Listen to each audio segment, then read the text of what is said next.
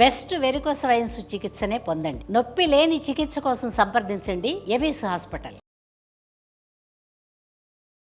నమస్తే రమగారు. నమస్తే జయ. రమగారు, మనం అపూర్వ చింతామణి చేసుకున్నాం కదా, ఎన్ని ట్విస్టులు అండి. అసలు ఎంత బాగా నచ్చిందని నాకైతే పర్సనల్గా భలే నచ్చేసింది. నాకే కాదు, మామ్స్ అందరికీ కూడా చిన్న పెద్ద తేడా లేకుండా బాగా చూసారు. కానీ ఇలాంటి ట్విస్టులు ఉన్న స్టోరీస్ చెప్పట్లేదండి మీరు. అన్ని సజావుగా వెళ్ళిపోతున్నాయి, అన్నీ రకరకాల ఆలోచనలతో వెళ్ళే స్టోరీలే వెళ్తున్నాం మనం. ట్విస్ట్ స్టోరీ కావాలి. సరే, కథా చరిత్సాగరంలో విదూషకుడి కథ చెప్దాం. అయితే నీకు చింతామణి, అపూర్వ చింతామణి అంత అన్ని ఎపిసోడ్స్ రావు. ఒక 3-4 ఎపిసోడ్లు 5 ఎపిసోడ్లు వస్తాయి. ఓకే, ఒక చిన్న సిరీస్ అనుకుందాం. పూర్వం ఉజ్జయిని నగరానికి ఆదిత్యసేనుడు అని ఒక రాజుగారు ఉండేవారు. ఈయన కొంచెం బలశాలి, శౌర్య వీర్య పరాక్రమాలన్నీ ఉన్నాయి. ఒకసారి ఈయన ఏం చేశాడట, గంగా తీరంలో తన సేనతోటి విడిశాడు. ఏదో ఒక క్షేత్ర దర్శనం చేసి గంగా తీరంలో ఉంటే, ఆ గంగా తీర ప్రాంతంలో ఉన్నటువంటి గుణవర్మ అనే ఒక ఆయన ఈయన దగ్గరకు వచ్చి, మహారాజా, నాకు ఒక చాలా సౌందర్యవతి అయిన కన్య పుట్టింది. మా ఇళ్లలో అంత అందమైన పిల్ల లేదు. అయితే ఇంత చక్కని చుక్కని మా వాళ్ళకే ఇవ్వాలని అనుకోకుండా, ఎవరైనా మహారాజుల ఇళ్లలో పడాల్సిన పిల్లగా భావించి ఆ పిల్లని మీకు ఇద్దామని సంకల్పించాను. మీరు ఎలాగూ ఈ ప్రాంతానికి వచ్చారు కాబట్టి మా అమ్మాయిని చూసి మా పిల్లని పెళ్లి చేసుకోండి అన్నట్టు. అప్పట్లో ఏమిటో రాజులు నో అనేవాళ్ళు కాదు. విచిత్రంగా ఎవరు మా పిల్ల అందుకైతే దీన్ని చేసుకోండి అంటే చేసేసుకోవటమే. రెడీ అంటాం, చేసేసుకోవటం. సరే, పెళ్లి చేసుకుంటే పరమాద్భుత సౌందర్యవతి ఆవిడ. మామూలు సౌందర్యవతి కాదు. ఆవిడ అందచందాలకు ఎంత లోబడిపోయాడంటే, ఆయన తన తాలూకు రాజ్యభారం అంతా మంత్రులు, సేనాధిపతులు వాళ్ళ మీద పారేశాడు. ఆ భార్యతోటే ఉండేవాడు. సరే, కొంతకాలానికి ఆయనకి ఒక చక్కని అల్లారు ముద్దుగా ఉన్నటువంటి ఒక చక్కటి పిల్ల పుట్టింది. చాలా ముచ్చటగా ఉంది పిల్ల. దాన్ని అలాగే అల్లారు ముద్దుగా పెంచుకున్నాడు ఈయన. పెంచి ఆ పాపకి తేజస్విని అని పేరు పెట్టాడు. మహా తేజస్వితగా ఉంటుంది పిల్ల, చాలా అందమైన పిల్ల. తల్లి ఎంత అందగతో, తల్లితో పాటు రాచరికపు పాళ్ళు ఉన్నటువంటి తండ్రి యొక్క సౌందర్యం కూడా పుణికిపుచ్చుకుని చాలా అందంగా పుట్టింది. ఆ పిల్లంటే ఎంత ముద్దో ఎంత ఇదో. అయితే ఇలా ఎంతసేపు అంతఃపురానికే పరిమితి అయిపోయాడు ఆయన. అంటే దాంట్లోనే ఉండిపోయాడు, అంతఃపురంలోనే ఉండిపోతున్నాడు. ఎక్కువగా ఇంకా అసలు వ్యవహారాల జోలికి వెళ్ళడు. మంత్రులు చూస్తారు, సైన్యాధిపతులు చూస్తారు. ఇలాగా దానికోసమే ఉండిపోయేసరికల్లా సామంతులు కొంతమంది తిరగబడి ఏం చేస్తారు, ఈ రాజ్యాన్ని సొంతం చేసుకోవడానికి ప్రయత్నం చేస్తారు. సరే, ఒకనాడు ఏమైంది, ఒక సామంతుడు యుద్ధానికి వచ్చేసరికల్లా యుద్ధం అంటే మామూలుగా వ్యవహారాల్లోకి పెద్దగా రావట్లేదు, కానీ ఇలాంటి పెద్ద వ్యవహారాలు చూస్తున్నాడు ఆయన. సరే, ఏం చేశాడు, కూతురు కొంచెం 8-9 సంవత్సరాలు, అట్లా 10 ఏళ్ళు ఉన్నాయి ఇంచుమించుగా. ఆ పిల్లని, అమ్మాయి నేను కూడా వస్తానంటే ఒక పీడి ఏనుగు, ఆడ ఏనుగు మీద ఆవిడని అమ్మాయిని కూర్చోబెట్టాడు. అంబారీలో చూస్తోందనమాట, యుద్ధం చూడడానికి వచ్చింది. ఒక బ్రహ్మాండమైన గుర్రం ఒకటి వేసుకున్నాడు. ఆ గుర్రాన్ని డైరెక్ట్ చేస్తున్నాడు. గుర్రంతో ఏనుగుని వెనకాల ఉంచుకున్నాడు. ఈయన ముందుకు వెళ్తుంటే ఈ చూపించే కూతురికి ఇట్లా తను ఎలా స్వారీ చేస్తాడో చూపించే ప్రయత్నంలో ఏమైంది, ఈ యుద్ధ భూమిని వదిలిపెట్టి ఆ గుర్రం పిచ్చెక్కినట్టు పరిగెత్తేసింది ఎక్కడికో. రాజుగారు మాయమైపోయేసరికల్లా ఈ సైనికులంతా కలవలబడ్డారు. దాంతో ఒక టెన్షన్ పుట్టేసింది, రాజుకి ఏదో అయిపోయిందని. ఆ టెన్షన్ తోటి ఏం చేశారు, విపరీతంగా యుద్ధం చేశారు, సామంతుడిని తరిమి కొట్టేశారు. కానీ రాజు మాత్రం ఎక్కడికి వెళ్ళిపోయాడో వాళ్ళకి తెలియలే. ఆ గుర్రం వెర్రెక్కినట్టు వెళ్ళిపోయింది ఇటో. పిల్ల ఏడ్చేస్తోంది, తండ్రి పారిపోతున్నాడు, ఎక్కడికో వెళ్ళిపోతున్నాడు. పారిపోవడం కదా, అది వెళ్ళిపోయాడు అంతే. ఆ గుర్రానికి ఒక రకమైన తిక్క పుట్టేసింది అనమాట. దానికి ఆ తిక్క పుట్టడానికి కారణం ఏంటంటే, పక్కన ఏనుగు మీద కూర్చుంది కదా రాజకుమార్తె, ఆ ఏనుగు ఘీంకరించేసరికి దాని చెవిలో మోగింది. అది దానికి తిక్క పుట్టింది దానికి. ఇక వీళ్ళంతా ఉన్న వాళ్ళంతా, సైన్యం అంతా అలా వెనక్కి వచ్చేసింది. పిల్లని చూసుకున్నారు, బాగానే జాగ్రత్తగా ఇంటికి తెచ్చేశారు లోపలికి, అంతఃపురంలోకి. ఇక ఆ పిల్ల ఏడవటం మొదలుపెట్టింది, మా నాన్నో అని. దానికి జ్వరం వచ్చేసింది అది చిన్నపిల్లకి. రాజుగారు అయిపోవజాలేడు. ఆ గుర్రం పరిగెత్తి అర్ధరాత్రి వేళకు ఒక అడవిలో ఆగేసరికల్లా రాజుగారు ఎట్లా కొట్లా దాన్ని ఆపి దిగి దానికి దండం పెట్టాడు. అమ్మ, నా తల్లి, ఎన్నేళ్ళ నుంచో నా దగ్గర ఉన్నావు, ఎప్పుడూ ఇలాంటి పని చేయలేదు, నువ్వే ఇప్పుడు నాకు దైవానివి. నేను ఎక్కడికి వచ్చానో ఏమిటో కూడా తెలియట్లేదు, నాకు అర్థం కాల ఈ పిచ్చి పరుగులో. నీకు తెలిసి ఉంటుంది, నన్ను రక్షించని ఆ గుర్రాన్ని కావలించుకొని బోల్సేపు ఏడ్చాడు. ఆ గుర్రం అక్కడ కాస్త మంచినీళ్ళు తాగి కాస్త తిమితపడి అది కూడా మెల్లిగా ఆలోచించుకుంది. మెల్లిగా ఆయన గుర్రం ఎక్కంగానే నిదానంగా నడుచు, అంతకుముందు పిచ్చెక్కనట్టు పరిగెత్తింది కదా, నడిచి 3:30 4 అవుతుండగా ఉజ్జయిని నగర ద్వారాలు దాటించి ఓ చోట వదిలేసింది ఆయన. మొత్తానికి నగరం దాకా తీసుకొచ్చి పడిపోయింది గుర్రం. ఈయన దిగి చూసుకున్నాడు. ఈ పొద్దున్న మధ్యాహ్నం మొదలుపెట్టిన పరుగు ఈయనకి జుట్టంతా రేగిపోయి ఒళ్ళంతా పిచ్చిగా అయిపోయి బట్టలు కకావికలైపోయి ఎట్లా ఇప్పుడు అంత పిచ్చి పరుగులో ఏమవుతుందో తెలియదు. దుమ్ము ధూళి మొహం నిండా. సరే ఇట్లా ఈ 4 గంటలు 4 గంటలకి ఈ మఠం ఒక మఠంలాగా ఉంది అక్కడ. కొంతమంది బ్రాహ్మణులు అక్కడ ఉన్నారు. అక్కడికి వెళ్ళేసరికల్లా వాళ్ళేమనుకున్నారు, ఉజ్జయిని నగర ప్రారంభంలోనే ఒక శ్మశానం ఉంది. శ్మశానాన్ని దాటాకే నగర ద్వారాన్ని ఆనుకునే మఠం. అయితే ఈ ద్వారము సేనా పరిరక్షితంగా లేదు. సైన్యం గనక ఉండి సైనికులు ఉంటే రాజును గుర్తుపట్టేవాళ్ళు, గుర్రాన్నైనా గుర్తుపడతారు కదా. కనీసం ఎవ్వరూ లేరు. పొద్దునైన యుద్ధం గోలలో ఈ దారి వాళ్ళు వదిలిపెట్టేశారు. వాళ్ళు వదిలేశారు, ఎవ్వరూ లేరు అక్కడ. ఉంటే బాగుండేది ఆయన సంగతి.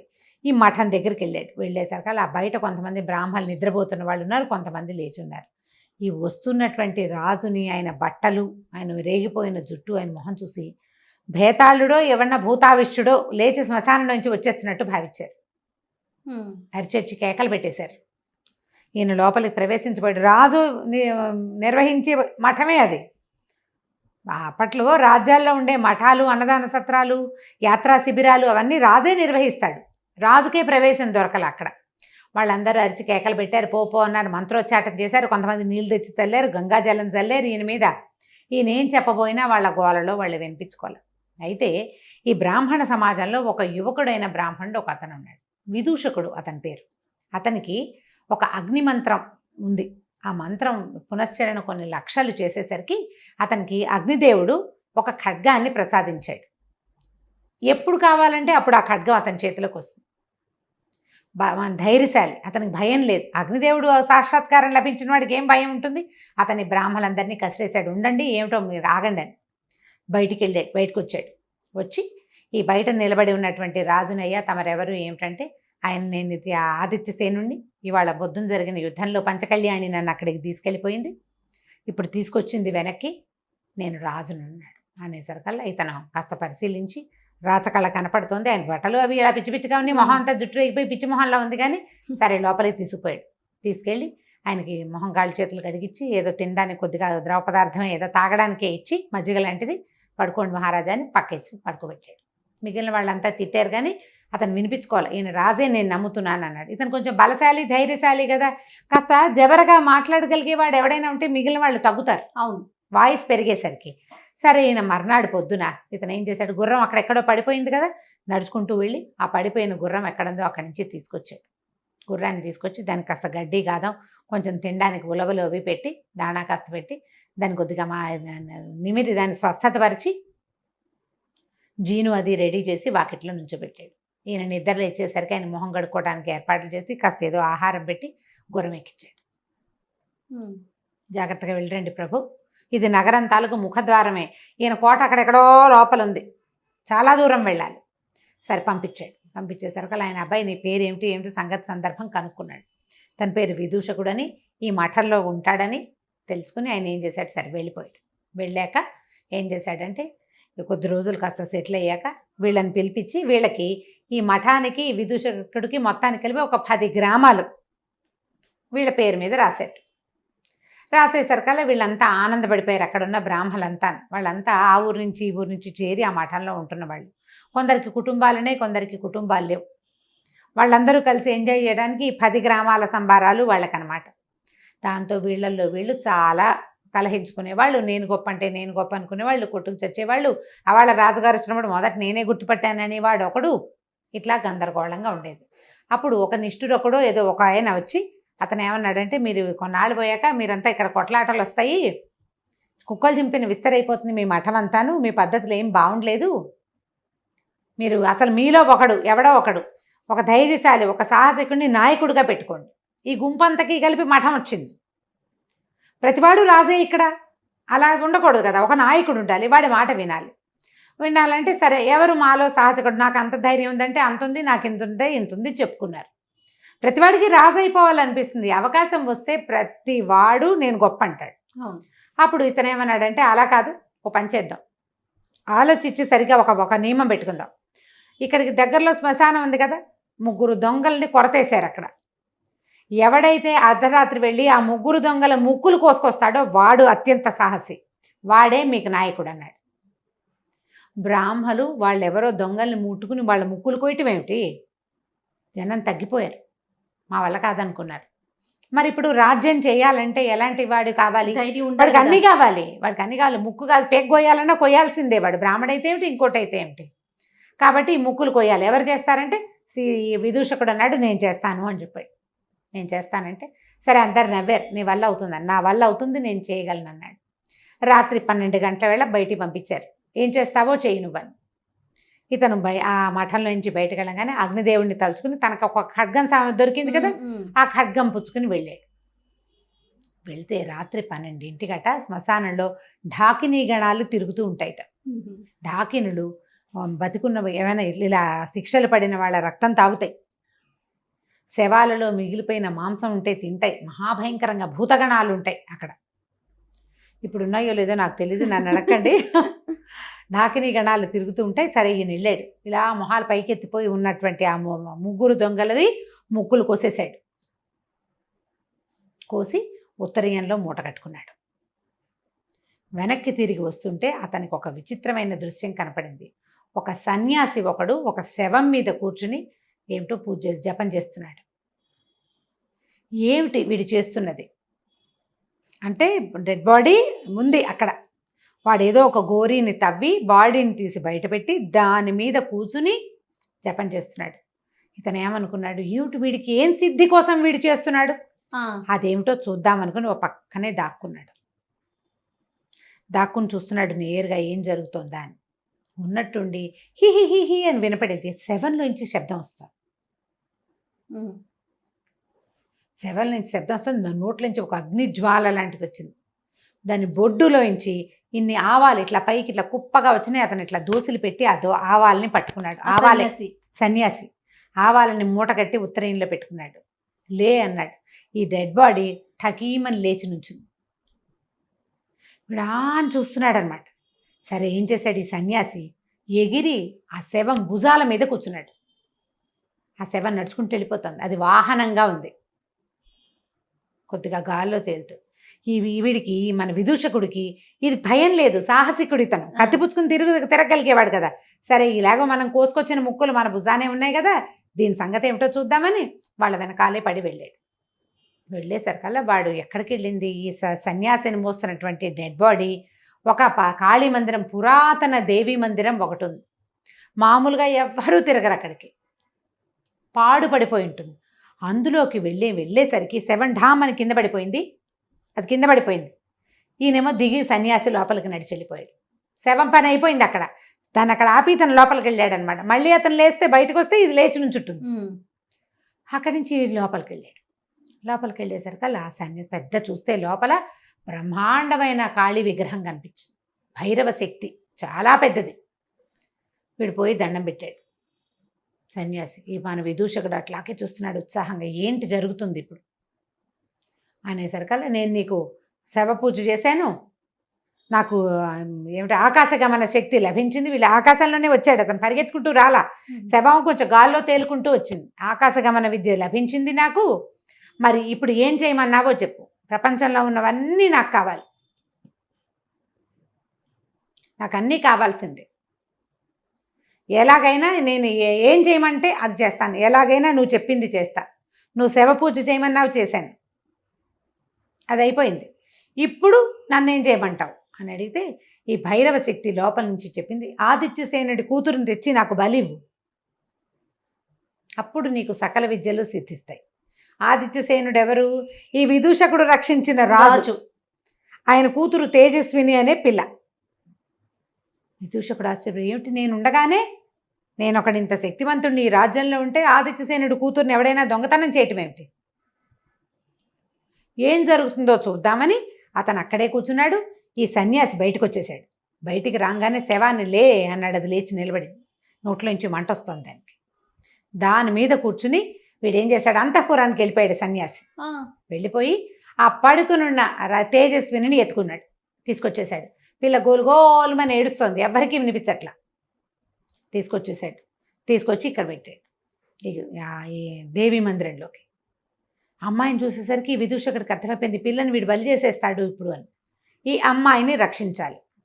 ఆ అమ్మాయికి ఒక 16 ఏళ్ళు ఉన్నాయి, 16 ఏళ్ళు, ఓ 16 ఏళ్ళు అంటే పెళ్ళిడికి వచ్చిన పిల్లే.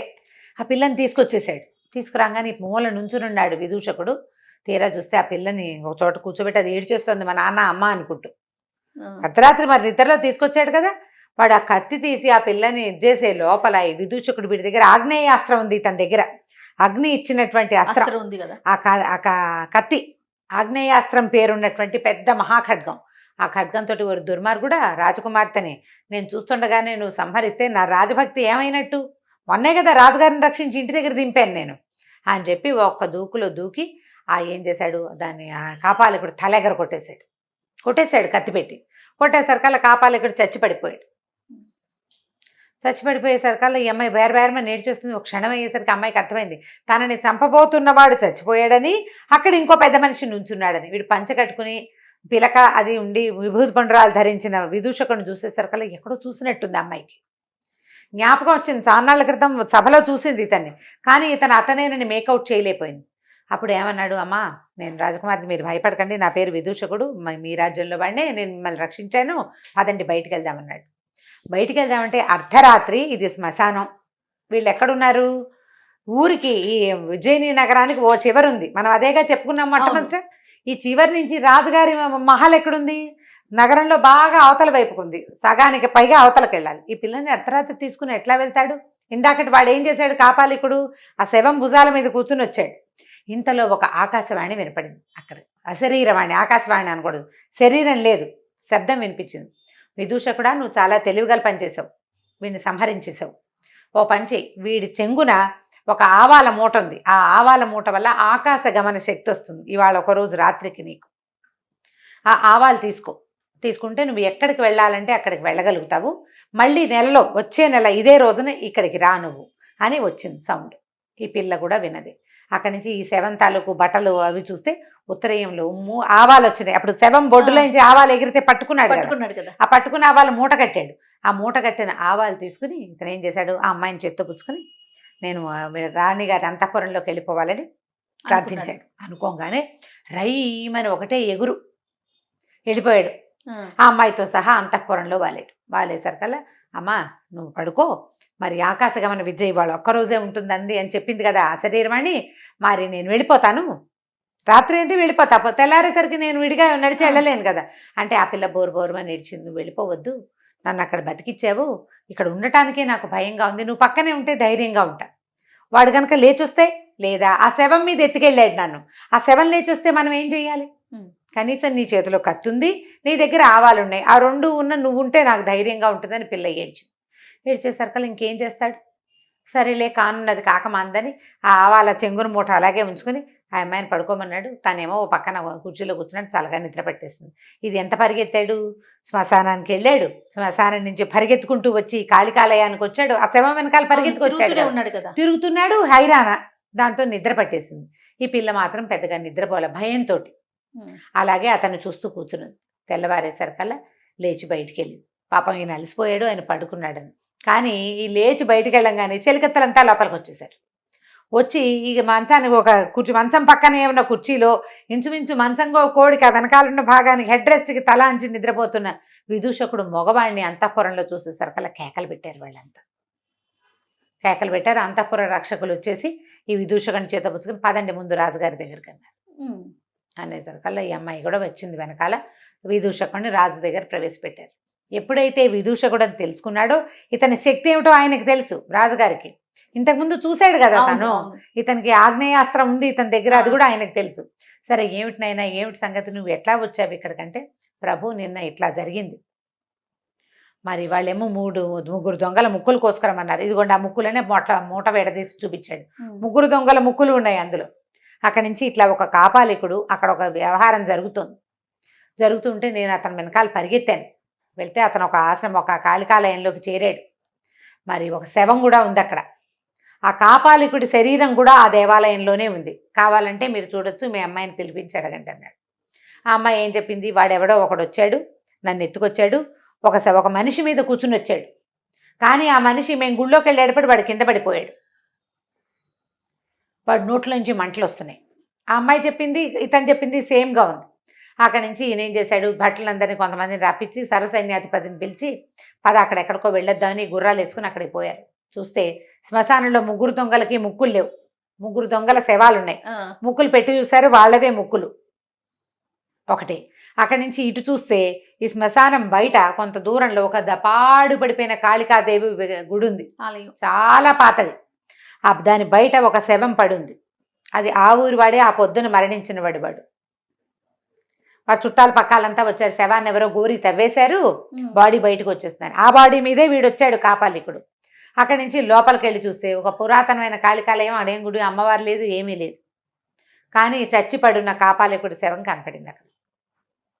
ఇవన్నీ చూసి ఈయన చాలా సంతోషించి, లేకపోతే ఒక్క దెబ్బలో ఈ పిల్ల కాస్త హతమైపోయేది అంతే. రాజుగారు ఏమన్నాడు, విదూషకుడిని చాలా మెచ్చుకుని, నాయన నువ్వు చాలా గొప్పవాడివి, నీ అంత మహాసత్వుడు నాకు అల్లుడు కావటం కంటే నాకేం కావాలి, మా పిల్లని పెళ్లి చేసుకో అని చెప్పేసి ఈ పిల్లని పెళ్లి చేసుకున్నారు. ఇక అక్కడ బ్రాహ్మణ సత్రంలో అయిన గొడవ అవన్నీ తెలుసుకున్నాడు ఆయన. వాళ్ళందరినీ మీ దారిని మీరు పడండి. ఎవరైతే ముగ్గురు దొంగల ముక్కులు కోసుకురమ్మని చెప్పాడు కదా ఒకడు, నిష్ఠురొక్కడో ఎవడో వాడి పేరు, అతన్ని ఆ మఠానికి హెడ్గా పెట్టేసారు. ఈ విదూషకుడిని తీసుకొచ్చి పెళ్లి చేశారు. పెళ్లి చేసేసరికల్లా ఒక 1 నెల రోజులు గడిచినాయి. భార్యతో చాలా కులాసాగా ఉన్నాడు. రాజుగారు అల్లుడైతే ఏం కొదవా. సరిగ్గా నెల తిరగంగానే ఈ పిల్ల, ప్రభు మీరు ఆ గుడికి వెళ్ళొద్దు, గుళ్ళో దేవత ఆ రోజు మిమ్మల్ని పిలిచింది కాదు, నెలకల్లా రమ్మని, గుడికి వెళ్ళొద్దా మీరు అంది. అనేసరికల్లా అవును కదా గుర్తొచ్చింది. అర్ధరాత్రి లేచేసి ఆ అమ్మాయి చెప్పటం కూడా రాత్రి 11 గంటల వేళకి చెప్పింది. చెప్పి పడుకుని నిద్రపోయింది. ఈయన తన కత్తి పుచ్చుకుని గుళ్ళోకి వెళ్ళిపోయాడు. గుళ్ళోకి వెళ్తే గుడి ఎక్కడుంది, అది పాడుపడిన గుడి. ఆ గుడిలో ఏముందో ఇతనికి తెలియదు. మళ్ళీ మొదట వెళ్ళినప్పుడు పెద్ద ఇంత జేజమూర్తి కనబడింది. రాజుగారితో వెళ్ళినప్పుడు ఏం లేదు, ఏదో ముగ్గులు గిగ్గులు అన్నీ ఉన్నాయి, అమ్మవారి విగ్రహం మాత్రం అక్కడ లేదు. కాపాలికుడి శవం ఉంది. ఇప్పుడు వెళ్ళేసరికి అలా గుళ్ళోకి అడుగు పెడితే అది గుడి కాదు, ఏదో ఒక మహాహర్మ్యం లాగా ఉంది. లోపల ఒక అందమైన అమ్మాయి కూర్చుంది. కూర్చుని ఆ అమ్మాయి ఏం చెప్పిందంటే, ఈయన ఏం చేశాడు, గుడి బయట నిలబడి, నేను విదూషకుడిని, నేను వచ్చాను, 1 నెల తర్వాత రమ్మన్నావు అంటే, రా లోపలికి అని కేక వినపడింది. లోపలికి వెళ్తే అది ఒక హార్మ్యం లాగా ఉంది. లోపల ఒక అమ్మాయి కూర్చుని. ఆ అమ్మాయి ఏం చెప్పిందంటే, నేను విద్యాధర రాజైన విద్యాధర సేనుడి కూతుర్ని, నా పేరు భద్ర. నేను ఆ శ్మశానంలో ఇవి ఢాకినీ గణాలు ఉన్నాయి కదా, వాళ్ళని చూడ్డానికి వచ్చాను. నువ్వు ఎప్పుడైతే 3 దొంగల ముక్కులు కోసావో అప్పుడు నేను నీ వంకే చూస్తున్నాను. నువ్వు చాలా అందంగా ఉన్నావు, నువ్వు నాకు నచ్చావు. ఆ తర్వాత నువ్వు కాపాలికుడిని వెనకాల తిరిగావు. అక్కడి నుంచి ఇక్కడికి వచ్చావు. నేను నిన్ను వెంబడించి ఇక్కడికి వచ్చేసా. వచ్చిన తర్వాత నాకు తెలిసింది నువ్వెంత శక్తిమంతుడివో, నీ దగ్గర ఎలాంటి మంత్రశక్తి ఉందో తెలిసింది. అందుకనే నేను ఆ అశరీరవాణిని నేనే ఆ ఆవాలు తీసుకోమని నీకు ఆజ్ఞ ఇచ్చాను. నిజానికి ఆవాల్లో ఏమీ లేదు. ఆ శక్తి నాది, నీ ఆకాశగమన విద్య నాది. నేను వచ్చాను నీతో పాటు అక్కడికి, నీకు కనపడకుండా. 1 నెల తర్వాత రమ్మని నేనే నీకు చెప్పించాను. నాకు తెలుసు రాజకుమార్తెను పెళ్లి చేసుకుంటావని. 1 నెల రోజులు నువ్వు ఆ భార్యతో గడిపి తర్వాత నా దగ్గరకు వస్తామని ప్లాన్డ్గా చెప్పాను నీకు. ఆ అమ్మాయిని ఆవేశించి ఇవాళ ఇక్కడికి రావాలని గుర్తు చేసింది కూడా నేనే. నేను నిన్ను ప్రేమించాను, నాతో ఉండిపోవాలి. ఈయన రాజకుమార్తెని, రాజుగారిని అన్నీ వదిలిపెట్టేశాడు. విద్యాధర కన్నా తిరుగుతూ ఇక రాజుగారి కూతురు ఎందుకు, ఉంది పెళ్ళాం ఉండి అని చెప్పి ఈ అమ్మాయితోటి ఉండిపోయాడు. కొన్ని రోజులు గడిచిపోయినాయి. అక్కడ రాణిగారి యువరాణి తెల్లవారి నిద్రలేచి భర్తేడి చూసుకుంది. మా ఆయనేడి అని ఏడవటం మొదలుపెట్టి. రాజుగారు రాణిగారు అంతా ఏమైపోయాడు, రాత్రి 11 గంటలకి తాంబూలాలు ఇచ్చారు. తర్వాత ఏమైందో తెలీదు. అప్పుడు ఈ అమ్మాయి గుర్తు చేసుకుని, కాదండి గుళ్ళోకి వెళ్ళుంటాడు, ఆ గుడికి నేను చెప్పానంటలా. ఆ పిల్ల గుర్తులేదు. నేనే గుళ్ళోకి వెళ్ళాలని గుర్తు చేశానని గుర్తులేదు. ఏడ్చేడ్చి శోకాలు పెట్టాక ఇతనికి తల్లిదండ్రి లేరు, చుట్టాలు పక్కాలు లేరు, ఎవరింటికి వెళ్ళాడు, ఏమయ్యాడు అని ఓ ప్రశ్నలు వచ్చాక తట్టింది. అవాళ్ళండి నన్ను కాపాలికుడు చంపైపోయిన రోజున ఆ గుళ్ళో శక్తి జేజీ 1 నెల తర్వాత రమ్మంది. ఓవేళ ఆ గుళ్ళోకి వెళ్ళాడేమో నాన్నగారండి అంది. అనగానే వీళ్ళంతా పొలోమని గుళ్ళోకి వెళ్తే అదొక పాడుపడిన దేవళం. అవాళ్ళు ఏం చూసారో ఇప్పుడు కూడా అక్కడ అదే ఉంది, ఏమీ లేదు. నిజానికి ఆ గుళ్ళోనే ఉన్నాడు విదూషకుడు. ఆ లోపల ఒక హర్మ్యం లాంటిది, అదంతా మాయ మహత్యాల్లో ఉందన్నమాట. అతను అక్కడ ఉన్నా కూడా వీళ్ళకి కనపడలా. అయితే ఏమైంది, ఈ రాజుగారు అంతా వెతికిస్తున్నాడు. అన్ని బ్రాహ్మణ అగ్రహారాలు, ఆ ఊళ్ళు ఈ ఊళ్ళు వెతికేస్తున్నారు, చెరువులు దొరువులు వెతుక్కుంటుంటే ఒక యోగి ఒక ఆయన దీనికి వచ్చాడు, సభకి వచ్చినప్పుడు ఆయన యువరాణిని చూసి, అమ్మాయి నువ్వేం బెంగపెడకు, మీ ఆయన మంచి ఏమంటారంటే దివ్యోత్తేజాన్ని పొందుతున్న దశలో ఉన్నాడు, ఇప్పుడు తిరిగి వస్తాడు, తిరిగి రాడేమో అని భయపడబోక నువ్వు. ఆయన చాలా దివ్య వైభవాన్ని పొందుతున్న పరిస్థితుల్లో ఉన్నాడు అతని జాతకం ప్రకారం. నీ జాతకం ప్రకారం కూడా కొద్ది రోజులు నీతో భర్త ఉండడు, కానీ అతను బతికే ఉన్నాడు, తిరిగి వస్తాడు, నువ్వు కంగారు పడద్దన్నారు. అనేసరికి సరే అమ్మాయి కాస్త ఏడుస్తున్నా, భర్త లేడని మూసుకున్నప్పటికీ నిదానిచ్చింది, ఏడుపు తగ్గించుకుంది. ఈ భద్రతో ఉన్నాడు కదా, ఈ భద్ర ఇతను కొన్నాళ్ల పాటు బాగా ఎంజాయ్ చేశారు, హాయిగా ఉన్నారు వాళ్ళిద్దరే. ఒకనాడు ఈ భద్రకి ఒక స్నేహితురాలు ఉంది, యోగేశ్వరిని. ఆవిడొచ్చి ఏం చెప్పిందంటే, నువ్వు విద్యాధర కన్యవయ్యి ఇలాగా ఈ మానవుడితో జతకట్టామని వాళ్ళందరూ నీ మీద కోపంగా ఉన్నారు, నిన్ను శిక్షించడానికి వచ్చేస్తున్నారు, పారిపో ఇక్కడి నుంచి. ఎలా పారిపోవాలి? ఇక్కడి నుంచి తూర్పు వైపున కార్కోటకం అనే ఒక నగరం ఉంది, అది దాటాక సీతద అనే ఒక నది ఉంది. ఆ నది దాటిన తర్వాత ఉండిన పర్వతం, ఒక సిద్ధపర్వతం ఒకటి ఉంది అక్కడ, సీతోద అనే నది, దాని తర్వాత ఒక సిద్ధపర్వతం. ఆ పర్వతం మీదకి విద్యాధరులు రారు, నువ్వు ఇమీడియట్గా అక్కడికి పారిపో, తలదాచుకో, వీళ్ళు రారు, నువ్వు వెళ్ళి ఉండగలుగుతావు, స్త్రీవి, నువ్వు మానవుడితో జతకట్టున్నావు కాబట్టి. మగవాళ్ళు రాలేరు, నిన్ను శిక్షించలేరు. మరి ఇప్పుడు నేను వీడినేం చేయను అని వాడు ఏడ్చింది. నేను ఇతను వదిలిపెట్టలేంటే ఏం పర్వాలేదు, ఇతను మహాసత్వుడు, తన దగ్గర ఆగ్నేయాస్త్రం ఉంది, పైగా అసలు వెరుపు లేదు, ఇతనికి విషయం కొద్దిగా చెప్పి నువ్వు ఇక్కడి నుంచి లేచక్క పారిపో ఇక్కడి నుంచి, వాళ్ళు వచ్చే లోపల అని చెప్పి వెళ్ళిపోయింది. ఈ భద్ర కాస్త ఏడ్చి దుఃఖించి మొత్తానికి ఆ భర్తకి తన ఈ విదూషకుడికి చెప్పిందనమాట, నేను కర్కోటక నగరం ఉంది, దాని తర్వాత నది ఉంది, ఆ తర్వాత విద్యాధర సిద్ధపర్వతం ఒకటి ఉంది, విద్యాధరులు రారు, నేను అక్కడికి వెళ్ళిపోతున్నాను, నువ్వు అక్కడికి రా, ఈ ఉంగరం ఉంచుకో అని ఒక ఉంగరం వేలికి పెట్టింది. డింగమని మాయమైపోయింది. ఈయనకి తెలిసింది తను ఎక్కడున్నాడు. అమ్మాయి మాయమైపోగానే ఆమె పెట్టినటువంటి ఆకాశ హర్మ్యం ఉంది చూడు లోపల, మాయ హర్మ్యం కూడా మాయమైపోయింది. ఈయన పాడుపడిన కాళికాలయంలో కూర్చుని ఉన్నాడు. హడిలిపోయాడు, ఏమిటి నేను ఇక్కడికి ఎందుకు వచ్చాను అని. కానీ అతనికి ఏమనిపిస్తుంది, ఒక కళలాగా తను ఇక్కడికి వచ్చినట్టు, ఇక్కడ ఒక విద్యాధర కన్యక మహాసౌందర్యవతి ఉన్నట్టు, తను దాంతోటే చాలా కాలం గడిపినట్టు జ్ఞాపకం ఉంది, కళ లాగా అనిపిస్తుంది. వేలికేమో ఉంగరం ఉంది, అంటే ఇదంతా నిజం. అయ్యో నాకు ఆ కళ్ళలో చూస్తున్న స్త్రీయే కావాలని ఉంది. ఎలా అక్కడికి వెళ్తాం? సరే ఆవిడేదో చెప్పింది కదా, ఎక్కడికో వెళ్తున్నానని చెప్పింది, అక్కడ సిద్ధాశ్రమంలో సిద్ధపర్వతం మీద ఉంటుంది, అక్కడికి వెళ్ళాలి. సరే ఏం చేశాడంటే నిదానంగా బయటకు వచ్చాడు. వస్తూ ఏం చేశాడు, అక్కడ పూజా సామాగ్రి ఏవో ముగ్గులేసి చెత్తగా ఉంది కదా, అదంతా ఒంటి నిండా పూసుకున్నాడు, బట్టలు చించేసుకున్నాడు. చించుకుని బయటకు వచ్చాడు. భద్రా అని అరుస్తూ బయటకు వచ్చేసరికల్లా ఆ చుట్టుపక్కల ప్రాంతంలో ఉన్న ప్రజలంతా రాజుగారు అల్లుడు విదూషకుడి కోసం వెతుకుంటున్నారు కదా, వచ్చాడు విదూషకుడు దొరికాడు అన్నారు. తీసుకుపోయి రాజుగారి ఆస్థానంలో అప్పచెప్పారు. ఈయన భద్ర అంటాడు, బట్టలు ఉంచుకోడు, చింపేసుకుంటాడు, ఏది కనపడితే అది ఒంటికి పూసేసుకుంటాడు, భద్ర అంటుంటాడు. ఏమండు, ఏమీ మాట్లాడు. వచ్చాడు కదా భర్త, ఈవిడేం చేసింది, శుభ్రంగా రాజకుమార్తె స్నానం అది చక్కగా చేయించి భోజనం పెట్టపోతే సగం భోజనం తిన్నాడు. అక్కడి నుంచి లేచేళ్ళు అక్కడ ఏదో బూడిదుంటే పొయ్యిలో బూడిదంతా పూసేసుకుంటాడు ఒంటికి. వాళ్ళు వీళ్ళు ఉచ్చాటన చేసేవాళ్ళు, భూత వైద్యులు, రకరకాల వాళ్ళు వచ్చారు. ఎవరు ఏం చేసినా ఆ భద్రా మాండు, బూడిద పోసుకోవడం మాండు, బట్టలు చింపుకోవడం మాండు. ఒక ఉన్మత్త దశ.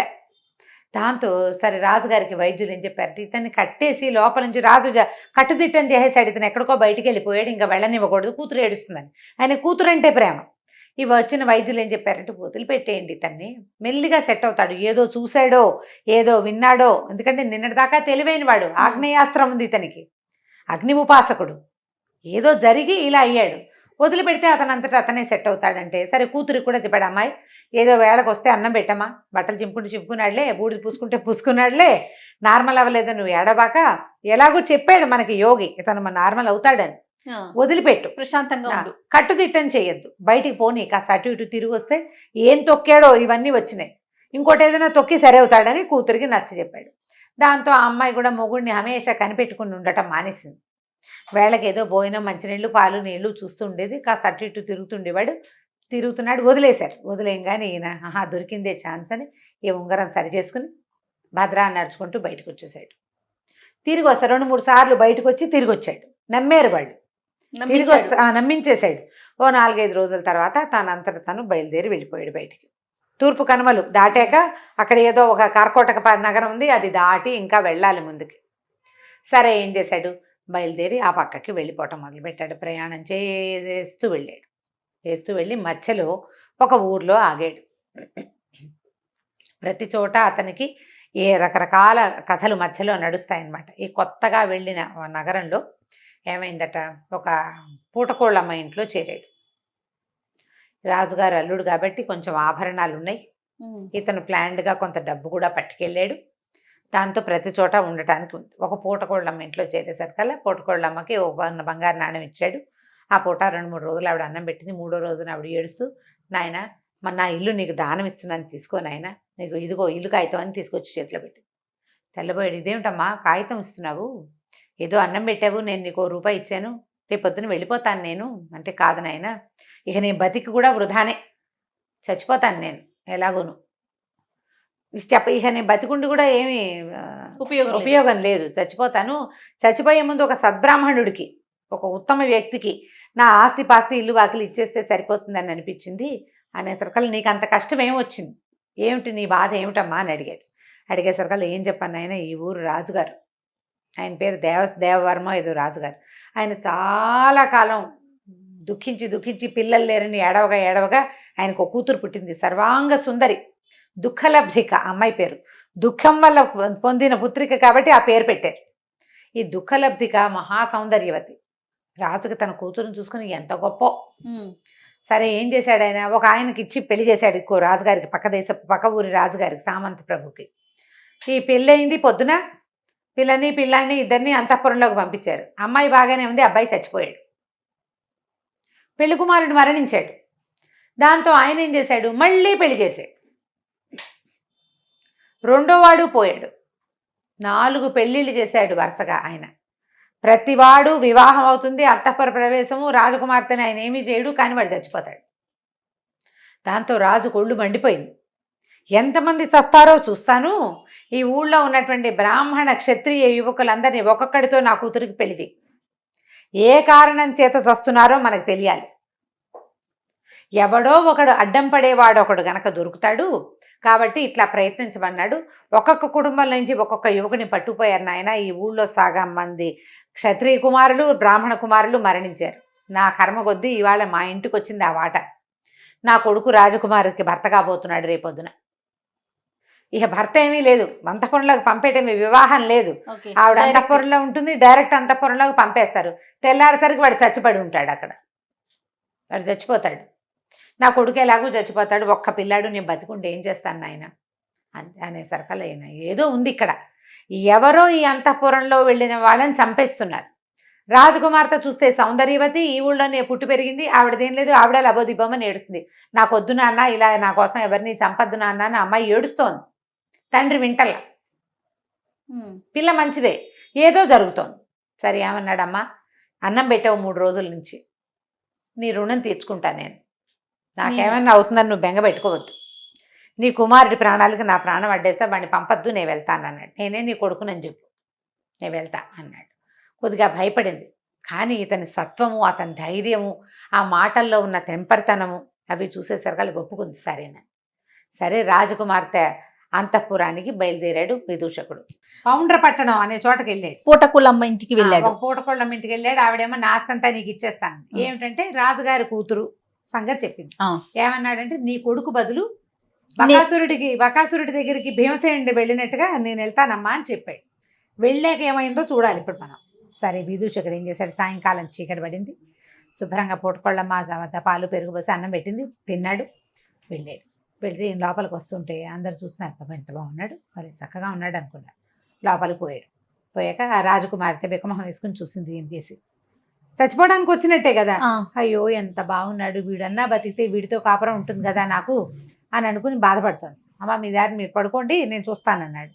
రాజకుమార్తె వెళ్ళి పడుకుంది. ఈయనేం చేశాడు, గదిలో ఒక పక్కన కూర్చుని ఉన్నాడు. ఒక మూల అగ్నిని తలుచుకుని ఆగ్నేయమైనటువంటి ఖడ్గాన్ని తెచ్చారు. తలుచుకోగానే చేతిలోకి వస్తుందన్నమాట. ఆ ఖడ్గాన్ని ధరించి ఒక మూల కూర్చున్నాడు. అర్ధరాత్రి అయిపోయింది. ఎవరు వస్తున్నారు అయితే దీనికి ఏం డౌటు, ఏదైనా సర్పమో ఏదైనా పురుగో ఏదో వస్తోందని అనుకుంటున్నారు. సర్పము పురుగు రాలా. కాసేపటి అయ్యాక ధన అడుగుల చప్పుడు వినపడింది. ఈ ఒక పెద్ద పెద్ద బ్రహ్మాండమైన పర్సనాలిటీ ఉన్న ఒక రాక్షసుడు వచ్చాడు అంతఃపుర ముఖద్వారంలోకి, ఆ గదిలోకి, ఆ గది తాలూకు ముఖద్వారంలోకి. అక్కడి నుంచి 2 చేతులు చాప, ఒక చెయ్యి ఇట్లా ఒక చెయ్యే చేతులు చాపాడు లోపలికి. చెయ్యి చాపి ఇట్లా అంటున్నాడు. అంటే ఎవరో దొరికితే దొరికిన వాడిని పట్టుకుంటారనమాట, ఈ రాజకుమార్తెతో పాటు ఉన్నవాడిని. ఈయన ఏం చేశాడు, వెంటనే ఆ కత్తి తీసి, ఓ దుర్మార్గుడా, నువ్వే వచ్చిన ఈ ఊళ్ళోకి, ఈ అంతఃపురంలోకి వచ్చిన మగవాళ్ళందరినీ తినేస్తున్నట్టున్నావు, నీ సంగతి చెప్తానుండని ఈ కత్తి పెట్టి ఒక్క వేటేశాడు. చెయ్యి తెగిపోయింది. ఇక్కడ దాకా చెయ్యి లోపల చాపాడు కదా, దెబ్బదాకా తెగిపోయి చెయ్యి అట పడిపోయింది.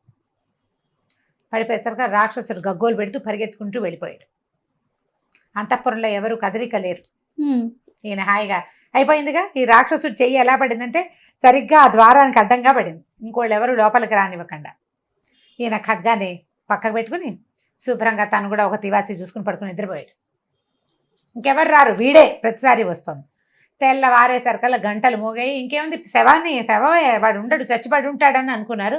తీరా చూస్తే ఈయన చక్కగా హాయిగా పడుకుని నిద్రపోతున్నాడు. రాజకుమార్తె పడుకుంది. ఆవిడ లేచి చూసింది. అంతా వీళ్ళంతా వచ్చారు బయట నుంచి, పని వాళ్ళు వస్తారు కదా, అంతఃపుర సైనికులు, రక్షకులు, ఈ అమ్మాయిని సేవించేటువంటి సేవకురాళ్ళు, రాజుగారు, మంత్రి గారు, సైన్యాధిపతి, సమస్తమైన జనాభా వచ్చి చూసేసరికల్లా కళకళ్ళాడుతూ నుంచుని ఉన్నాడు విదూషకుడు. ఆశ్చర్యపోయారు. ఆ రాక్షసుడి చెయ్యి లోపల కనపడింది. నాయన, ఎవరు మహానుభావుడివి, నువ్వు ఎక్కడి నుంచి వచ్చావు ఏమిటి అంటే ఈ విషయం వ్యవహారం అంతా చెప్పాడు. మా అమ్మాయిని వివాహం చేసుకో, ఇక్కడే ఉండన్నారు వాడు. కొద్ది రోజులు ఉన్నాడు అక్కడ, వివాహం చేసుకున్నాడు. మరి ఎవరి వల్ల ఆ అమ్మాయి రక్షించబడుతుందో ఆ పిల్ల నా దుఃఖలబ్ధికని అతనికే ఇవ్వాలి. కొద్ది రోజులుండి నేను వేరే వ్యవహారం మీద వెళ్తున్నానని చెప్పేశాడు. చెప్పి బయలుదేరాక ఏమైంది, ఈసారి ఏమైందంటే ఒక ఓడ వర్తకుడితోటి అంటే సముద్రం మీద ప్రయాణాలు చేసే ఒక వర్తకుడితోటి స్నేహం అయింది. ఇతనికి కార్కోటక నగరం, అక్కడికి వెళ్ళాలి ఈయన. సరే, ఈ వర్తకుడితో స్నేహం అయితే ఆ వర్తకుడు నేను ఆడ సముద్రం మీద వెళ్తానంటే రాజుగారితో చెప్పాడు, నేను మళ్ళీ వస్తానండి, ఇప్పుడే నేను ఇక్కడ ఉండటం నాకు కుదరదు, వేరే వ్యవహారం మీద వెళ్తున్నానని చెప్పి ఆ వర్తకుడితో కలిసి బయలుదేరితే సముద్రంలోకి వెళ్ళింది పడవ. చాలా దూరం, రోజులు గడిచిపోతున్నాయి. ఒక రోజులో జరగల ఇదంతా, నెలలు గడిచిపోయినాయి. ఈయన భద్ర కోసం వెళ్తున్నాడు. ఈ దారిలో ఏమైంది, సముద్రంలో పడవ ఉన్నట్టుండి ఆగిపోయింది. అది చిన్న పడవ అని చెప్తున్నాం కానీ కాదు, నౌక. అది చాలా పెద్దది, చాలామంది జనాభా ఉన్నారు. ఇక ఏం చేసినా ఆ పడవ కదలపోయేసరికల్లా ఆయన ఏమన్నాడు, ఆ ఓడ వర్తకుడు, ఎవరైతే ఈ ఓడని కదుపుతారో వాళ్ళకి నా సంపదలో సగం ఇచ్చి నా పిల్లనిచ్చి పెళ్లి చేస్తానన్నాడు. అనేసరికల్లా మన సత్వశీలుడు కదా ఇతను, విదూషకుడు చాలా మహాసత్వుడు. తను ఏమన్నాడు, నేను చూస్తాను, అసలు ఇక్కడ ఏముందో నేను చూస్తానని చెప్పి ఏం చేశాడు, ఆ సముద్రంలోకి ఆగ్నేయాస్త్రాన్ని పట్టుకుని దూకేసరికల్లా కిందకి వెళ్ళేసరికి అతనికి ఏం కనపడిందంటే ఒక మహాకాయుడైన ఒక రాక్షసుడు నిద్రపోతున్నాడు. ఆ నిద్రకి అతని పిక్కకి ఈ పడవ తాలూకు కింద భాగం ఉంటుంది కదా, ఈ మట్టిని కదుపుతూ నడిచేది, అది పట్టేసుకుంది. వీళ్ళు ఎంత ప్రయత్నం చేసినా పిక్క, అతను ఎంత మహాకాయుడు, ఈ ఓడకి కనీసం 20 ఇంతలు ఉన్నాడు. ఇతను ఏం చేశాడంటే ఈ ఆగ్నేయం కత్తి ఉంది కదా, దాంతో ఆ పిక్కని తెగ నరికేసేసరికి పడవ కదిలితే వెళ్ళే ముందు ఏం చెప్పాడు, ఇతనికి ఎట్లా వేశారు వీళ్ళని సముద్రంలోకి వెళ్ళటానికి, నడుముకి తాడేసి వదిలిపెట్టారు సినిమాటిక్గా. ఆ కింద పని అయ్యాక అతని పైకి లాగాలి. వాళ్ళకి చెప్పాడు, నేను కేక పెడతాను, పడవ కదలంగానే నన్ను లాగండి అన్నాడు. అనేసరికల్లా సరే అందరు ఒప్పుకున్నారు. మరి పైన ఉన్నారు కదా, ఇదే ఒక సినిమాలో చూశారు, జ్ఞాపకం చేసుకోండి. ఆ సినిమాలో ఐడియా వాళ్ళ సొంత ఐడియా కాదు, కాసిం ఇలాంటి కథల్లోది, ఇది కథా చరిత్సాగరంలో కథ. సరే, కిందకేశారు, తాళ్ళు పట్టుకుని ఉంచుకున్నారు కదా, పైనుంచి పట్టుకున్నారు, అతని కాళ్ళు పట్టుకుని కిందకి వదిలిపెట్టారు. తలకిందులుగా వచ్చాడు కిందకి. నరికేం కానీ పడవ కదిలింది. నావ కదలంగానే వాళ్ళేం చేశారు, నా వర్తకుడు కనిపించింది, ఈ బాపడు వీడెవడికో నా పిల్లని నేను ఎందుకు ఇవ్వాలి, పడవ ఎలాగూ కదిలిపోయింది, వీడు కొత్తగా స్నేహం పోనివ్వమని ఏం చేశాడంటే తాళ్ళు నరికించేశాడు. అయ్యో, ఈ తలకిందులుగా ఉన్న విదూషకుడు పెళ్ళమని నీళ్ళలోకి పడిపోయాడు పూర్తిగా. ఇప్పుడు పైనుండి ఆసరా పట్టుకుని ఉన్న దారి వేరు, ఆసరా కోసం కానీ వదిలిపోయారు. అంతకుముందు వాళ్ళు ఆపి పట్టుకున్నారు, ఇప్పుడు పట్టు లేదు, పడిపోయాడు కిందకి. పడిపోగానే ఏం చేశాడంటే ఇక అర్థమైంది ఇతనికి, వాళ్ళు మోసం చేశారు. కానీ ఏ రాక్షసుడి పిక్కనైతే తను నరికాడో ఆ పిక్కని ఆసరా చేసుకుని, అదొక దీనిలాగా, పిక్క అంటే కింద భాగం, మోకాలి కింద నుంచి పాదం దాకా ఉండేది కదా, దాన్ని ఆసరా చేసుకుని సముద్రంలో ఈదటం మొదలుపెట్టాడు. ఏదో ఒకటి కావాలిగా, సముద్రాన్ని ఈదుతూ ఒక పక్కకి ప్రయాణం. సముద్రం ఏ పక్కకి తీసుకెళ్తే ఆ పక్కకి. అది అట్లా ప్రయాణం చేసుకుంటూ వెళ్ళాడు. ఒక నది, ఒక తీరానికి చేరాడు. సముద్రమే ఒక తీరానికి చేరేసరికి ఒక అశరీరమణి వినపడింది. భళా విదూషక, నువ్వు చాలా గొప్ప సమర్థుడివి, మహాసత్వుడివి, నేను నీ ఆరాధ్యతమైనటువంటి అగ్నిహోత్రుణ్ణి. ఇక్కడి నుంచి, ఇది దిగంబర దేశం, ఇక్కడి నుంచి 7 రోజుల్లో నువ్వు కార్కోటక నగరానికి చేరతావు. అక్కడ దాకా నీకు ఆకలి దప్పులు లేకుండా వరం ఇస్తున్నాను. కార్కోటక నగరం వెళ్ళాక అక్కడ నీ యొక్క మనసు తీరుతుంది. నువ్వు చాలా సమర్థుడివి, నువ్వు ఇలాగే నీ పనులు చేసుకుంటూ ఉండమని ఆజ్ఞ వినపడింది అశరీరవాణి. ఆ తర్వాత అతను అక్కడి నుంచి 7 రోజులు ప్రయాణం చేసి ఆ కార్కోటకం అనే నగరానికి చేరాడు. అది చాలా గొప్ప అద్భుతమైన నగరం. ఎంత బాగుందో. అక్కడ ఆ రాజువారు, ఆ ఊరి రాజుగారు కట్టినటువంటి ఒక బంగారు దేవాలయం ఉందట. ఆ దేవాలయానికి వెళ్ళాడు. ఇతను మంచి రూపాలు లావణ్యమైన వాడు కదా, అందమైన వాడు. అక్కడున్న బ్రాహ్మణ సమాజం అతన్ని బాగా ఆదరించింది. భోజనాలు పెట్టారు, చక్కగా దేవాలయం అంతా చూశాడు, చుట్టుపక్కల ఊరంతా చూశాడు. అక్కడి నుంచి ప్రయాణించాలి తను. అయితే ఏమైందంటే, ఈ బ్రాహ్మణ సమాజం వాళ్ళతో కబుర్లు చెప్పుకుంటాడు. తను ఏ ఊరు, ఎక్కడి నుంచి వచ్చాడు, తర్వాత జరిగిన సంగతులు చెప్పుకుంటారు కదా. రాజుగారిది ఒక ఇది వినపడింది.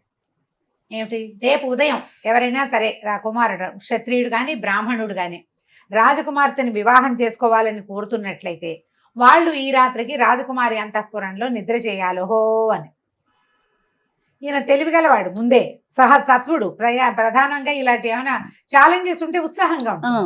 నేను చేస్తానన్నాడు. అనేసరికల్లా ఈ బ్రాహ్మణ సమాజం అంతా అంది, నాయన అంత సులువు కాదు, రాజుగారి కూతురు దగ్గరికి ఎవడెళ్తే వాడు చచ్చిపోతున్నాడు అంతఃపురంలో, ఇలా జరుగుతుందని వాళ్ళు ఏంటంటే ముందు రోజు నిన్ను టెస్ట్ చేస్తారు, నువ్వు బతికుంటే రేపొద్దున పెళ్లి చేస్తారు, బతికలేకపోతే నిన్ను వదిలేయటమే.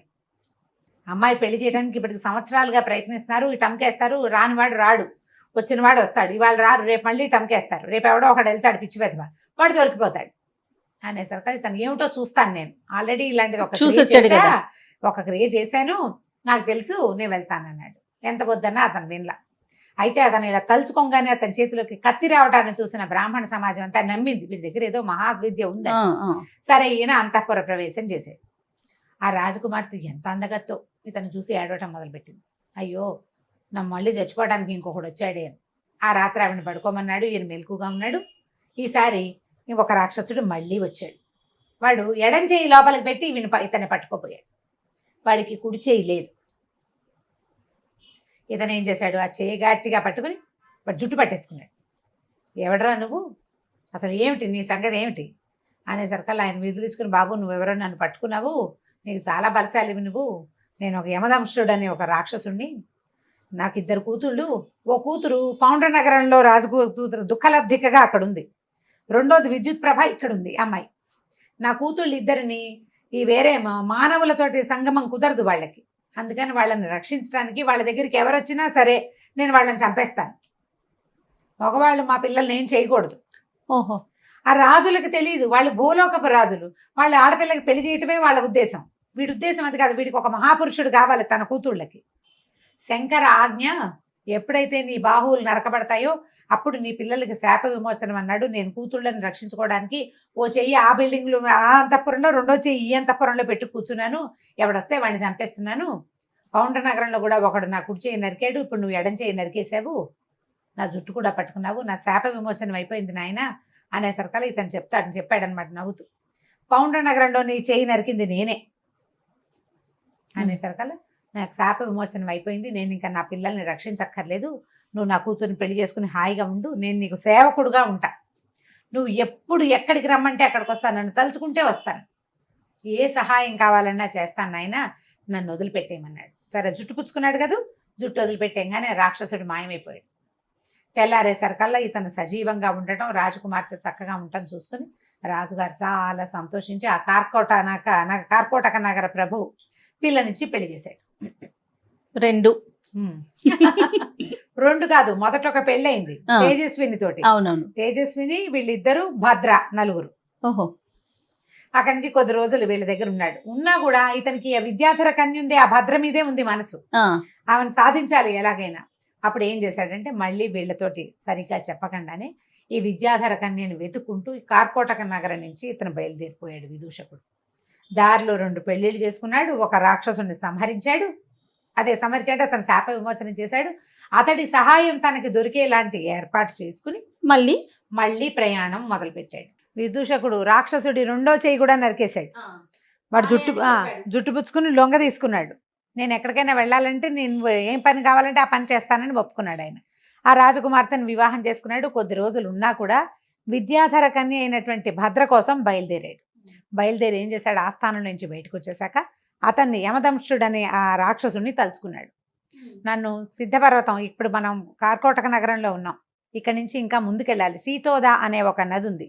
ఆ నదికి అవతల గట్టున ఉదయన పర్వతంలో ఒక సిద్ధపర్వతం ఒకటి ఉంది, నన్ను అక్కడికి తీసుకెళ్ళు.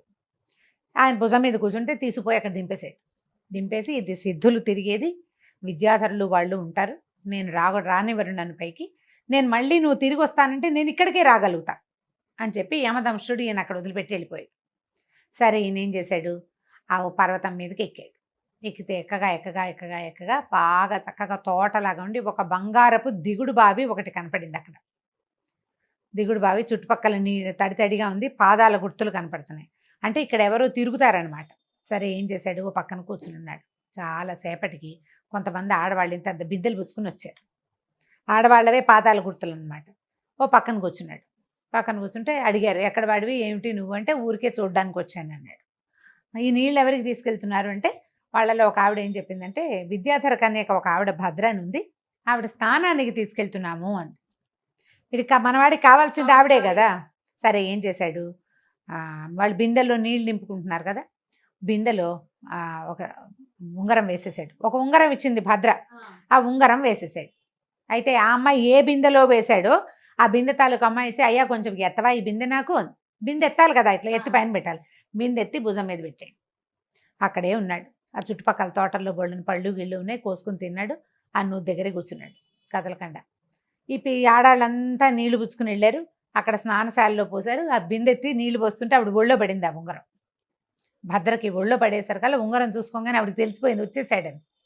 ఇది ఎక్కడ దొరికింది ఈ ఉంగరం ఏమిటంటే, అయితే వీళ్ళు ఏమన్నారు, ఈ బిందె పట్టుకొచ్చిన అమ్మాయి అక్కడ ఉన్న ఒక వ్యక్తితోటి మాట్లాడింది, ఆయన ఎవరో నవయువకుడు, మానవుడు, చక్కగా సంస్కృతం మాట్లాడుతున్నాడు, అక్కడ ఉన్నాడని చెప్పేసరికల్లా ఈ అమ్మాయి పరిగెత్తుకుంటూ వెళ్ళి చూసుకుంటే ఈయన అక్కడే ఉన్నాడు. సరే హాయిగా ఉన్నారు కొంతకాలం పాటు సంతోషంగా ఉన్న తర్వాత అతను ఏమనుకున్నాడంటే, ఇక్కడి నుంచి వెళ్ళిపోవాలి. ఆ అమ్మాయి ఏమందంటే, నాకు నువ్వే కావాలి, నీతోటే ఉంటాను, కానీ నేను భూలోకంలోకి వచ్చానా మా విద్యాధరులు వచ్చి నన్ను పట్టేసుకుంటారు, సిద్ధపర్వతం మీద ఉంటే నన్ను ఎవరు పట్టుకోరు.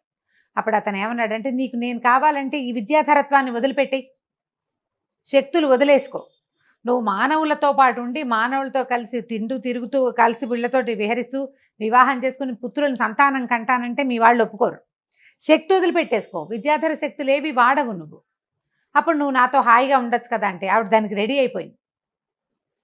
ఇప్పుడు మనం కోటీశ్వరుల ఆడపిల్లలు ఆస్తులు వదులుకుని అబ్బాయిల దగ్గరికి వెళ్ళిపోయినట్టు, ప్రేమించిన వాడి దగ్గరికి వెళ్ళినట్టు ఆవిడ మొత్తం శక్తి అంతా వదిలిపెట్టేసుకుంది. నేను మొత్తం శక్తులు వదిలిపెట్టేస్తాను, నన్ను నువ్వు తీసుకెళ్ళిపో. సరే ఇతను ఏం చేశాడంటే, మనం అక్కడ దాకా వెళ్తే కనుక యమదంశుడు వస్తాడు, అక్కడికి వెళ్ళిపోదాం అని చెప్పేసి ఆ అమ్మాయిని తీసుకుని అక్కడి నుంచి బయలుదేరాడు. తన స్నేహితురాళ్ళు 2-3 ఉన్నారు, వాళ్ళకి చెప్పింది. భద్రేశ్వరి మొట్టమొదట ఇక్కడికి పారిపో అని చెప్పింది కదా, ఆవిడ 4 రోజులు వీళ్ళని హాయిగా ఉండండి తర్వాత వెళ్ళిపోదురు కానంటే, ఆ విద్యాధర పర్వతం సిద్ధపర్వతం మీద హాయిగా చాలా అద్భుతమైన చెరువులు దొరువులు, ఎంత చక్కగా ఉంటుందో పర్వతం. మామూలుగా మన హిమాలయాలే చాలా బాగుంటాయని చెప్తాం కదా, ఈ సిద్ధ పర్వతాలలో ఏంటంటే గైరికాది ధాతువులు ఉంటాయి, మొక్కలకే మణులు కాస్తాయట ఆ ప్రాంతంలో. అలాంటివి అన్నీ చూసి సంతోషంగా అక్కడున్న మొత్తం వింతలు విడురాలు అన్నీ చూసేశాక, అంటే హనీమూన్ అయిపోయాక బయలుదేరారు. ఈ పర్వతం దిగొచ్చి యమదంశుడిని పిలిచారు. పిలిస్తే ఆయన వీళ్ళిద్దరిని భుజం మీద ఎక్కించుకొని బయలుదేరాడు. మొట్టమొదటి ఎక్కడికి వెళ్ళాడు, కార్కోటక నగరానికి వెళ్ళి అసలు రాక్షసుడి మీద ఎక్కి వస్తున్న వీళ్ళని చూసి అందరు ఆశ్చర్యపోయారు ప్రజలంతా. అక్కడున్న రాజకుమార్తెని తీసుకున్నాడు, నా భార్య నేను తీసుకెళ్ళిపోతాను అని. రాజుగారు ఒప్పుకున్నాడు. కార్కోటక నగరంలో ఉన్న రాజకుమార్తెను ఎక్కించుకున్నాడు. అక్కడి నుంచి ముందుకొచ్చి ఇంకొక అమ్మాయి దుఃఖలబ్ధిక, ఆ అమ్మాయిని ఎక్కించుకున్నాడు. అయ్యారు. అక్కడి నుంచి ఇప్పుడు ఈ దుఃఖలబ్ధిక తర్వాత ఇతను ఒక చోట వ్యాపారస్తుడితోటి ఒప్పందం కుదుర్చుకున్నాడు. ఆయన ఏం చెప్పాడు, నువ్వు నీళ్ళలోకి దిగి సముద్రంలో అడ్డు తొలగించు, మా పిల్లని నీకు ఇచ్చి పెళ్లి చేస్తానన్నాడు కదా. అక్కడికి వెళ్ళి ఈ రాక్షసుడితోటి బెదిరించి, నీ కూతుర్ని నాకు ఇస్తాను వాగ్దానం చేసావు, వాగ్దత్త, నీ కూతురు నా పెళ్ళాం అని చెప్పేశాడు. ఖచ్చితంగా వాగ్దానం చేసావు, నా మనసా అమ్మాయి నా భార్య అనుకున్నాను, నా భార్యను నాకు అప్పచెప్పు అంతే అంటే ఇక వాడు ఏడుస్తూ ఏం చేశాడు, ఇక ఏం చేశాడు, రాక్షసుడు ఒకడు వచ్చాడు వీళ్ళతో పాటు. సరే ఆ కూతురుని అప్పచెప్పేశాడు. సంపద ఇస్తానన్నాడు, సగం సంపదని తన ఊరికి తరలించుకున్నాడు, ఉజ్జయినికి. తరలించుకుని ఇక్కడి నుంచి బయలుదేరి ఈ మొత్తం ఎంతమంది అయ్యారు ఇప్పటికి? 4 రాజకుమార్తెల్ని, ఒక వ్యాపారస్తుడి కూతురు, ఒక విద్యాధర కన్య, 2 రాజకుమార్తెలు, మళ్ళీ వీళ్ళిద్దరూ అక్కా చెల్లి, ఒక రాక్షసుడి తాలూకు సంతానం. ఈ 4 ఎక్కించుకుని ఉజ్జయిని మహానగరానికి వెళ్ళిపోయాడు. ఇలా రాక్షసుడి మీద ఎక్కి వస్తున్న ఇతన్ని చూసి మహాబాహువైన ఒక రాక్షసుడు, అసలు చూడ్డానికి అమోఘంగా ఉందన్నమాట. రాజుగారు చాలా ఆనందించాడు. ఆ రాజు కూతురిని మొట్టమొదటి పెళ్లి చేసుకున్నాడు, తేజస్విని. అప్పుడు ఉజ్జయిని మహానగరానికి రాజుగా తీసుకున్నారు అతన్ని. మరి రాజుగారికి ఒకటే కూతురు ఉంది. ఈ 5 రాజకన్యలతోటి హాయిగా ఆనందంగా కాలక్షేపం చేశాడు. మహాసత్వం ఉన్నవాడు ఏదైనా చేయగలుగుతాడు. సత్వవంతులకి అడ్డే లేదు. సత్వవంతులకు అడ్డే లేదని ఇలాగ 5 పెళ్ళిళ్ళు చేసుకోమని చెప్పడం లేదు. ఏ పనైనా సాహసోపేతంగా. అప్పుడు అసలు పెద్ద ఆవిడ ఒప్పుకోవాలి కదా రెండో పెళ్లికి. తేజస్విని ఒప్పుకుంది. ఇంతమంది భార్యల్ని అతను తెస్తే మా నాన్న రాజ్యం, నీ పెళ్ళాలందరినీ మా రాజ్యంలో ఎందుకు కూర్చోబెడతావు అనలేదు. దక్షిణ నాయకులు అంటారు ఇట్లా ఎక్కువ మంది భార్యలు ఉండే రాజుల్ని. దక్షిణ నాయక లక్షణాలు చెప్తారు కదా, నాయక లక్షణాలు చెప్తారు. అందులో దక్షిణ నాయకుడు అంటే 4-5 భార్యలు ఉంటే 4-5 సాటిస్ఫై చేస్తూ బాగా చూసుకునేవాడు అనమాట. ఈయన హాయిగా 5 భార్యలతోటి ఉజ్జయిని నగరాన్ని పరిపాలించాడు. విదూషకుడు అనే బ్రాహ్మణుడు. కథ కంచికి మనం ఇంటికి. ఎన్ని ట్విస్ట్లు అయినాయి. అదే ఈ భాగం కొంచెం చిన్నదే. మొత్తం భాగాలన్నీ కలిపి ఓ ఫుల్ భాగంగా కూడా వేస్తే అందరూ హ్యాపీగా చూసిస్తారు. తప్పకుండా జయ. నమస్తే.